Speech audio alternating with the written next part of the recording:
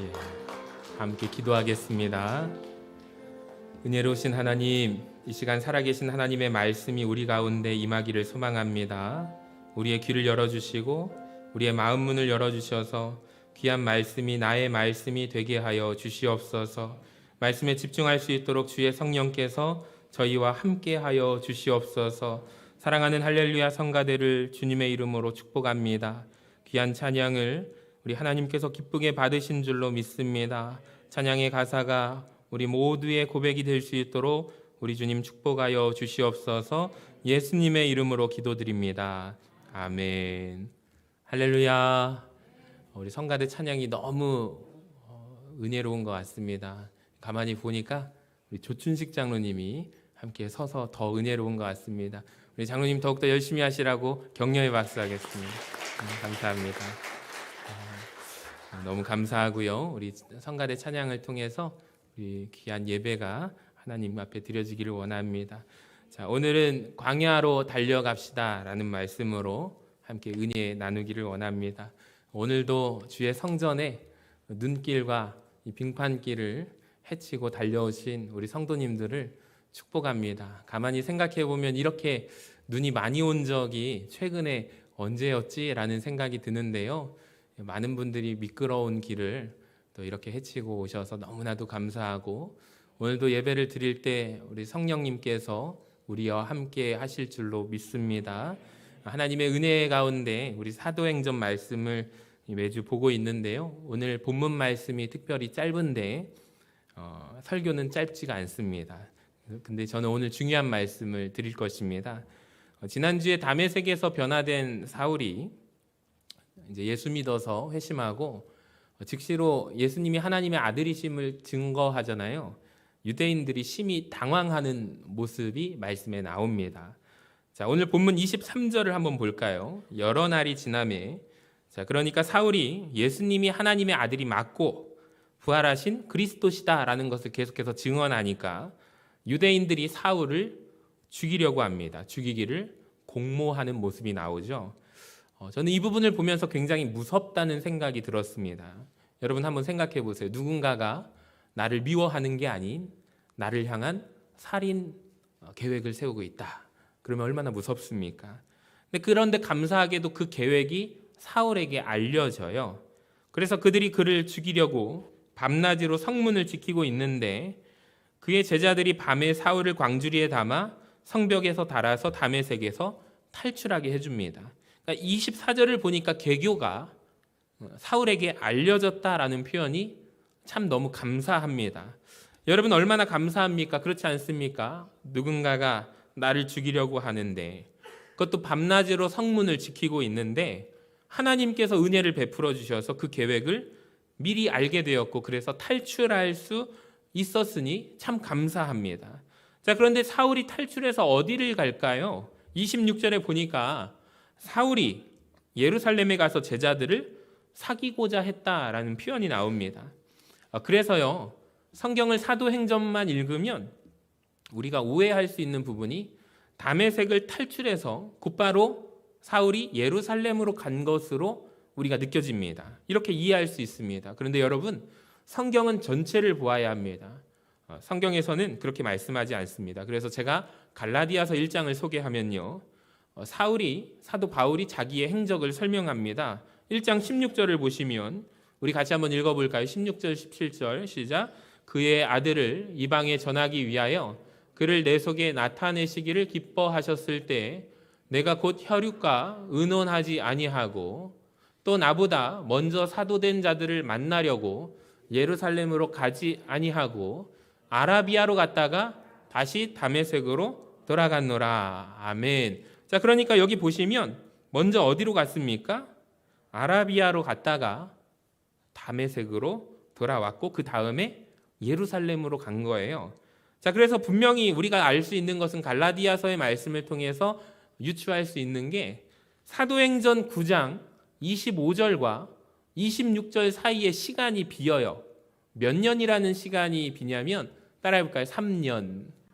그림으로 보면 3년의 기간이 본인의 행적이 있습니다.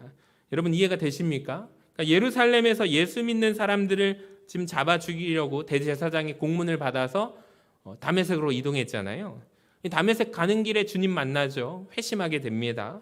다메섹에서 전도하게 되다가 자기를 죽이려는 사람들의 그걸 알게 되어서 피해서 어디로 갑니까? 아라비아로 갔다라는 거예요. 자, 이것을 이해하기 위해서 지도가 필요할 것 같아요. 지도를 보시면 보이십니까? 다메섹, 아라비아 반도 보이시죠?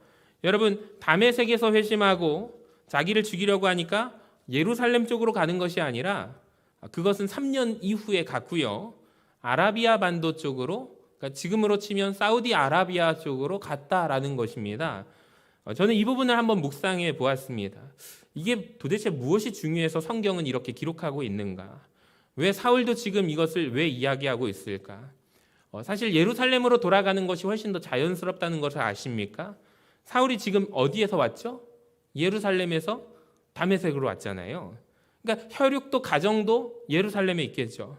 그러니까 예루살렘으로 곧바로 돌아가는 것이 자연스러울 텐데, 근데 가지 않아요. 자, 그 다음에 또 예루살렘으로 가야만 한 이유가 있습니다. 예루살렘 교회 안에 예수님의 제자들이 있잖아요. 베드로와 야고보와 요한과 같은 교회 지도자들이 예루살렘 교회에 있습니다. 자, 그래서 예루살렘에 가서 그 지도자들을 만나야 돼요. 왜 특별히 만나야 하는가? 이젠 내가 변화되었음을 알려야 합니다. 사울이 이전에 흉악한 핍박자 박해자였지 않습니까? 그러니까 사울을 둘러싼 나쁜 소문들이 가득했는데 빨리 가서 내가 변화되었음을 알려야 하죠. 그리고 하나님을 위해서 내가 일을 하고 싶은데 사도들의 인정도 받아야 사도로서 사도 바울이 쓰임받지 않겠습니까? 그러니까 예루살렘에 돌아가야 하는 이유가 여러 가지예요. 혈육도 있고 교회 지도자들도 있습니다. 변화된 자기의 모습을 빨리 알려야 합니다. 자, 이 사실을 사울이 모를 리가 없습니다. 자, 그런데 그는 예루살렘으로 곧바로 가지 않는다는 것입니다. 예루살렘은 3년 이후에 가고 아라비아 반도 쪽으로 넘어갑니다. 여러분, 왜 아라비아로 갔을까? 오늘 이것을 아시는 것이 설교의 핵심입니다. 오늘 말씀을 듣고 사울이 왜 아라비아로 갔더라? 이것을 꼭 아시기를 바랍니다. 여러분, 그렇다면 왜 예루살렘이 아니라 아라비아로 갔을까요? 도대체 아라비아에 무엇이 있을까요? 위성 사진을 한번 보시기 바랍니다. 그림으로 보면 아까 전에 지도거든요. 아까 전에 지도 가운데 초록색으로 된 부분이 다메섹인데 지금 이 지도는요 사우디아라비아예요. 아라비아 반도거든요. 근데 이곳은요 사막지대입니다. 보시면은 풍경이 있어요. 한번 풍경을 보여주세요. 사우디아라비아의 이 아라비아 반도의 풍경입니다. 우리는 이런 곳을 보면 두 글자로 이렇게 말합니다. 따라해 볼까요? 광야. 광야죠. 여러분 뭐가 보이십니까? 아무것도 없는 곳입니다. 여러분 아무것도 없는 곳, 성경이 쓰는 표현이 바로 광야입니다. 아라비아 이쪽 지역에 넘어갔다라는 거죠. 그렇다면 사람들이 많은 예루살렘으로 안 가고 왜 사람들이 없는 광야로 간 이유는 무엇일까요? 아라비아로 간 게 왜 중요할까요? 자, 이스라엘 백성들에게 광야가 가지는 의미가 있습니다. 여러분 히브리어로 광야를 미드바르라고 하는데요. 중요하니까 같이 한번 읽어볼게요. 미드바르, 시작. 미드바르. 이 광야라는 뜻을 가만히 보면은요, 무엇으로부터라는 뜻과 말씀하시다라는 뜻의 말씀이 합쳐진 동사가 미드바르예요. 그러니까 광야라는 의미를 이스라엘 백성들이 뭐라고 이해를 하냐면요, 하나님이 그곳에서 말씀하신다. 광야는 하나님이 말씀하시는 장소, 하나님을 만나는 곳, 1대1로 하나님을 경험하는 곳, 그러니까 광야라는 뜻이 하나님을 거기에서 말씀하신다라는 뜻이에요. 그러니까 지금 사울이요 광야로 갔다. 예루살렘 사람 많은 곳이 아니라 광야로 갔다라는 것은 사람을 만나기보다 누구를 택한 거예요? 하나님을 만나러 달려갔다라는 것입니다. 이게 중요해서 성경이 오늘 우리에게 말씀하고 있습니다. 여러분 성경 구약 성경에 보시면 민수기 아시죠? 창세기부터 쭉 읽어 내려가다가 시험 드는 곳이 민수기입니다. 이 민수기라는 뜻을 가만히 보면은 사람의 숫자를 셌다. 그래서 민수기거든요. 영어로 넘버스라는 단어로 표현을 합니다. 실제로 민수기를 이렇게 묵상하다 보면 사람 세는 거는 두 번밖에 안 나옵니다. 민수기 전체 원래 성경 원문의 히브리어 단어는 아까 전에 말씀드린 광야라는 단어 미드바르입니다. 그러니까 히브리어로 미드바르가 민수기예요.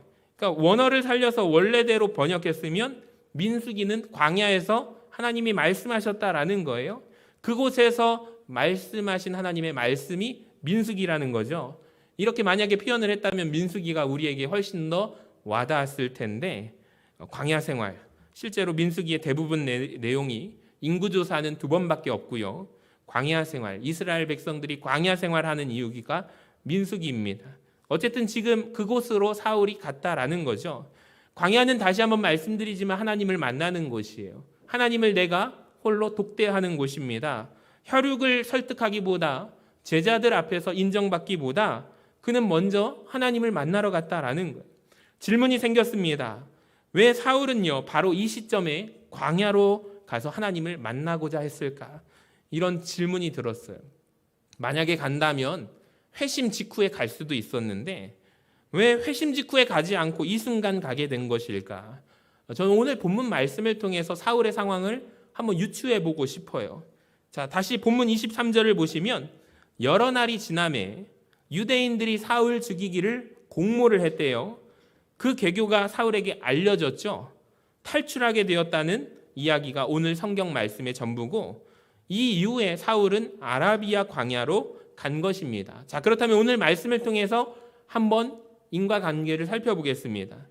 여러분 한번 사울의 입장에서 보시면 나를 해치려는 원수들의 계획이 있습니다. 근데 그 계획을 만약에 모르고요, 사울이 열심히 일만 했더라면, 전도했더라면 어떻게 되었을까? 당연히 사울은 아무것도 모르고 죽었겠죠. 나와 관계된 계획이 있는데 내가 그걸 모르고 내 일만 했다면 나는 죽을 수도 있는 상황을 마주치게 되잖아요. 근데 계획을 안다는 게 굉장히 중요합니다. 여러분 어쩌면 이 순간에 사울의 인생 가운데서 중요한 깨달음이 임했을 거예요. 아, 나와 관계된 사람의 계획, 사람의 방법을 미리 아는 것이 중요하구나. 하물며 내가 하나님의 일을 하겠다고 하는데, 주의 일을 하는데 주님의 계획을 아는 것은 더욱더 중요하지 않겠는가? 여러분 사람의 계획을 모르고 있다가 그걸 알고 나서 겨우 목숨을 부지해서 탈출해가지고 살아났는데, 그것을 대처하고 났는데 큰 깨달음이 임했다라는 것입니다. 내가 지금 하나님의 일을 하는데 하나님의 계획을 알지 못한 상태에서 나는 일만 하고 있었구나. 이게 문제가 있구나. 그래서 지금 사울이 택한 것이 하나님을 알고 싶어서, 하나님의 계획을 알고 싶어서 하나님이 말씀하시는 그곳 미드바르 광야로 그는 달려갔다라는 것입니다. 정말 여러분 그런 것 같습니다. 나와 관계된 내 인생에 어떠한 계획들이 있다면 그걸 미리 안다라고 하는 것을 우리는 굉장히 중요하게 생각합니다. 여러분 미리 알면 우리가 미리 예비하고 대처할 수 있잖아요. 그러니까 나와 관계된 계획들을 아는 것도 중요한데, 여러분 그런데 그것보다 비교도 안 되게 중요한 것은 내 인생을 향한 하나님의 계획을 아는 것이 더 중요하다라는 것입니다. 여러분 이것보다 더 중요한 사실은 없습니다. 여러분 인생을 향한, 이 교회를 향한 하나님의 계획을 먼저 알기를 원합니다. 그래서 우리가 같이 기도하자고 신년 기도에 우리 정말로 매년 느끼는 게 뭐냐면 12월이 눈 깜빡할 사이에 가버려요. 근데 가만히 되돌아보면 내가 그 연말을, 마무리를 세상 중심으로 사람 만나다가 새해를 맞이했네요 라는 분들이 대부분이에요. 믿음의 사람들도 그래요. 그래서 우리가 지금 열심히 구를 외치면서 캠페인을 하는 이유가 예수님 중심으로 보내는 게 중요하다. 여러분 중요하지 않습니까? 하나님의 계획과 뜻을 알고 우리가 하나님 앞에 기도하면서 연말을 마무리하고 또 새로운 새해를 하나님의 말씀 가운데 주의 뜻을 알고 물으며 기도하며 시작하는 사람과 여러분 상황이 다르지 않겠습니까? 근데 그 하나님의 계획을요 어디에서만 알 수 있는가? 광야에서만 알 수 있습니다. 여러분 그렇다면 광야는 어디입니까? 우리가 꼭 아까 전에 화면에 보여드린 그 사막을 갈 필요는 없습니다. 하나님을 만나는 곳, 하나님이 말씀하시는 곳, 하나님과 독대하는 자리, 하나님과 조용히 기도하는 시간, 그 시간을 통해서 우리는 여러분 하나님의 계획을 알게 될 줄로 믿습니다. 그래서 하나님은 말씀하셔요. 너는 내게 부르짖으라. 내가 너에게 응답하겠고 네가 알지 못하는 크고 비밀된 은밀한 일을 너에게 보이리라 말씀하십니다. 여러분, 보여주시는데 기도하는 자에게 보여주신다라는 거예요. 찬양 중에 시선이라는 찬양이 있는데 너무 가사가 은혜가 됩니다. 하나님께로 눈을 맞출 때, 내게로부터 눈을 들어 주님을 바라볼 때 주님이 알려주십니다. 꿈을 주시고 비전을 주시고 하나님의 계획을 알려주십니다. 여러분, 이 말씀 가운데 이 시간 도전하기를 원합니다. 하나님을 만나는 광야로 달려가시기를 바랍니다. 광야에서 하나님을 듣는, 말씀을 듣는 시간 없이 하나님께 쓰임받을 수 있는 사람은 단 한 사람도 없습니다. 하나님의 종 모세도 광야에서 주님의 말씀을 들었습니다. 다윗도 광야에 있었고요. 엘리야도 광야로 갔습니다. 세례 요한도 빈들에서 있었잖아요. 우리 주님도, 예수님도 광야에 계셨죠. 여러분, 우리가 왜 하나님 앞에 쓰임받지 못할까요? 아라비아 광야로 달려가는 사울의 모습이 아닌 우리는 예루살렘을 향하여 달려가고 있기 때문입니다. 사람이 많은 곳, 혈육이 있는 곳, 인맥을 쌓을 수 있는 곳, 사람들이 많이 모인 그 중심가로 예루살렘으로 달려가기 때문입니다. 가족들과 의논하고 인맥을 쌓는 것이 중요치 않다는 말이 아닙니다. 여러분, 중요하지만 그것보다 더 중요한 것은 하나님과 독대하고 하나님의 계획을 아는 것이 중요합니다. 여러분, 사울이요, 예루살렘으로 가지 않았어요. 광야로 달려갔어요. 이후의 결과가 궁금하지 않으십니까? 사람을 만나지 않고 하나님을 택했어요. 그 이후의 결과가 어떻게 됩니까? 다음번에 나눌 내용이지만 미리 말씀을 한번 드리겠습니다. 26절을 보시면 사울이 예루살렘에 가서 제자들을 사귀고자 하나 다 두려워하여 그가 제자됨을 믿지 아니하니 바나바가 데리고 사도들에게 가서 그가 길에서 어떻게 주를 보았는지와 주께서 그에게 말씀하신 일과 다메섹에서 그가 어떻게 예수의 이름으로 담대히 말하였는지를 전하니까 그때서야 사울이 제자들 안에 무리에 들어가게 됩니다. 여러분, 3년이 지나서 예루살렘으로 갔어요. 사람들 만나려고, 제자들 만나려고 하는데 누구도 나를 만나주지 않습니다. 받아들여주지 않죠. 그때 성경에서 하나님께서 돕는 손길 한 사람을 예비하시고 붙여주시는데 그 사람의 이름이 누구예요? 바나바입니다. 입술에 권위가 있는, 권세가 있는 바나바가 사울에 대하여 이야기를 전해줄 때 사울은 예루살렘 공동체 안에서 제자들에게 받아들여지게 됩니다. 여러분, 사람 쫓아다니지 않았는데 하나님을 먼저 찾아갔는데 하나님께서 그런 사울에게 예비하시고 한 사람을 붙여주십니다.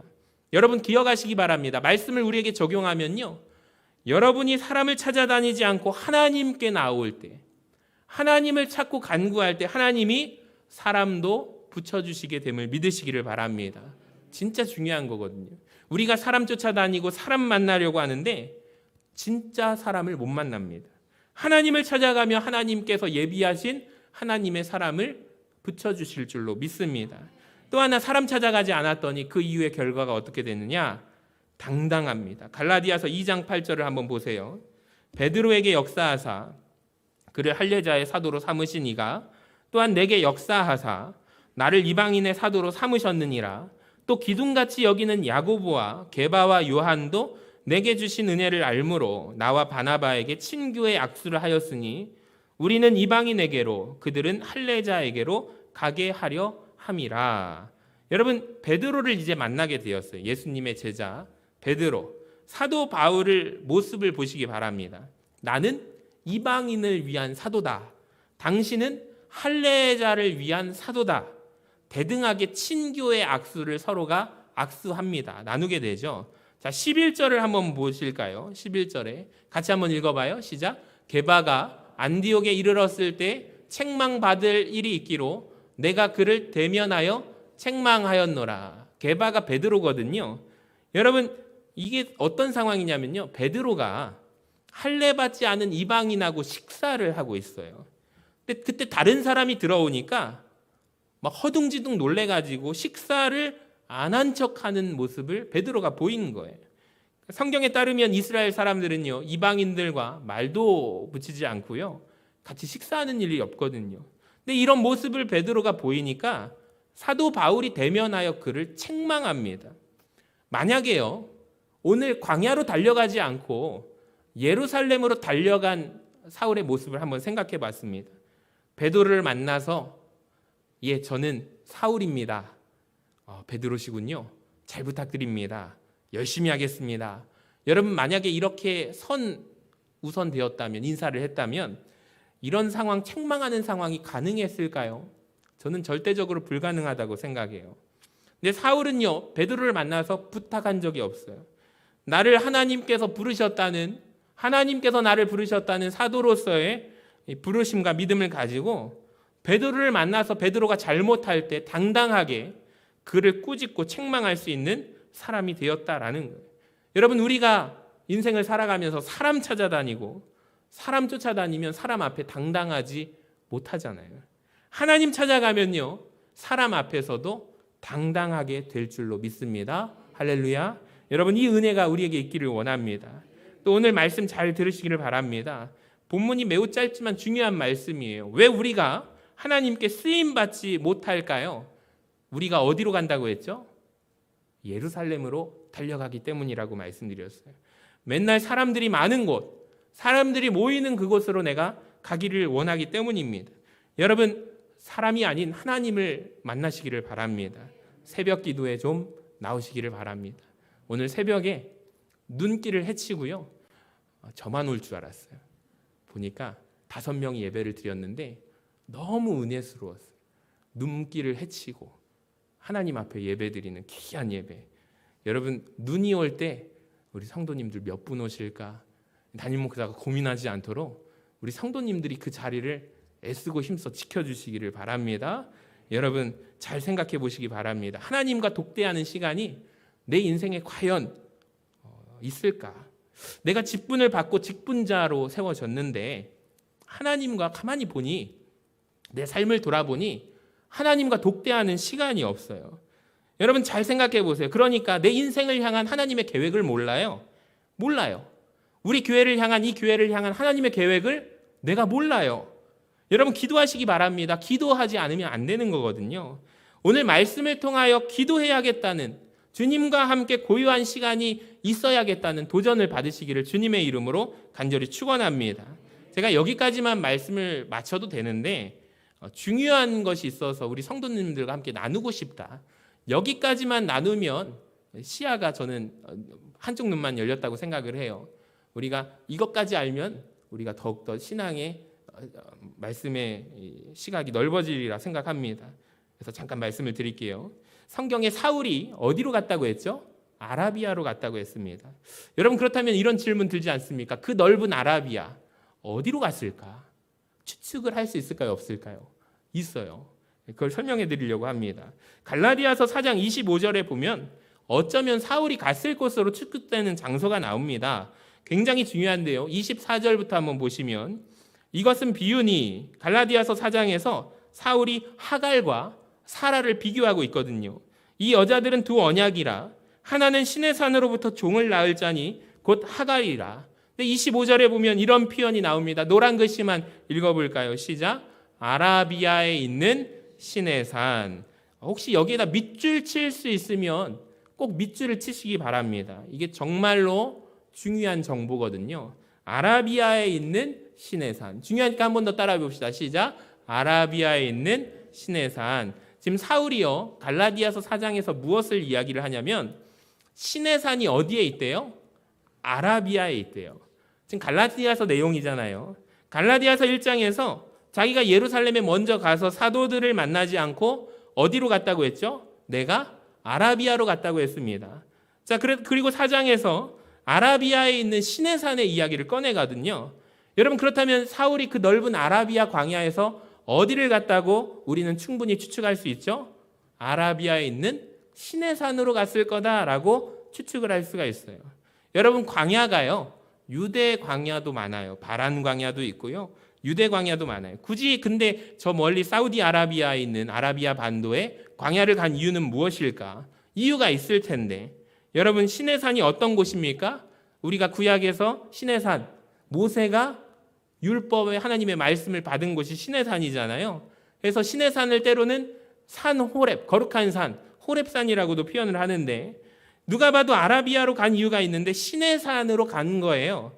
근데 이 구절로 인해서 신학계의 논쟁이 있어요. 두 가지의 큰 흐름이 있는데 제가 오늘 그것을 좀 설명해 드리고 싶어서 그래요. 왜 그러냐면 혹시 성지순례를 갔다 오신 분이나 앞으로 가게 되실 분이나 꼭 성지순례를 가게 되면 시내산을 가게 됩니다. 코스로 짜져 있어요.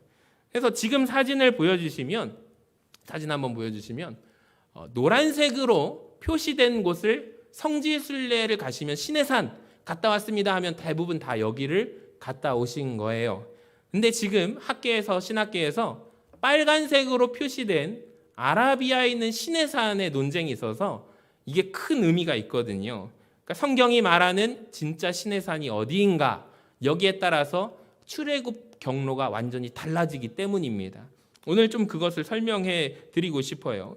자, 다음 사진을 보여주시면 이집트를 탈출해서 출애굽한 이스라엘 백성들의 통로가요, 대부분 우리가 이렇게 여겼어요. 빨간색 경로를 통해서 출애굽을 해서 이렇게 약속의 땅까지 들어갔을 것이다 라고 하는 것이 우리가 대부분 알고 있는 방향이라고 해야 될까요?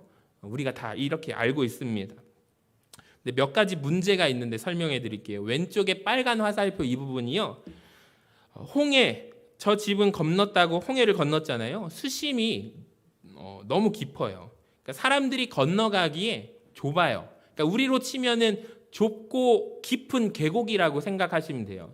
여길 건너려면 사람들이 깊이 내려가는 거예요. 그러니까 우리가 이 홍해를 건널 때 하나님이 밤새 동풍을 불어 마르게 하셨다 할지라도 여러분 골짜기를 내려가는 그런 상황, 그런 지형입니다.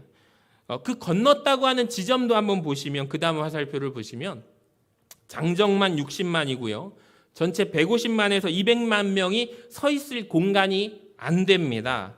그리고 저 시내산 경로 가운데 신명기가 밝히고 있는 엘림, 그 종려나무 70그루가 오늘날에도, 예전에 사라졌을 수도 있지만 없습니다. 그래서 추측을 할 때 또 그 경로를 따라서 밑에 있는 시나이산, MT 써 있잖아요. 거기 시내산, 여기가 진짜 시내산일까? 저도 잘 모르겠습니다. 근데 또 하나의 중요한 학설이 있는데요, 그걸 설명하고자 드리는 거예요. 성경이 오늘 말씀하고 있는 다음 사진을 보시면 아라비아에 있는, 저쪽에 있는 아라비아에 있는 시내산, 이게 진짜 시내산이다라는 주장이 있습니다. 자, 보시면 출애굽의 경로가 바뀌게 되죠. 자, 빨간 화살표의 표시가 실제 출애굽 통로는 저럴 거고 홍해를 건너갔을 것으로 추정하는 화살표가 그 빨간 화살표예요.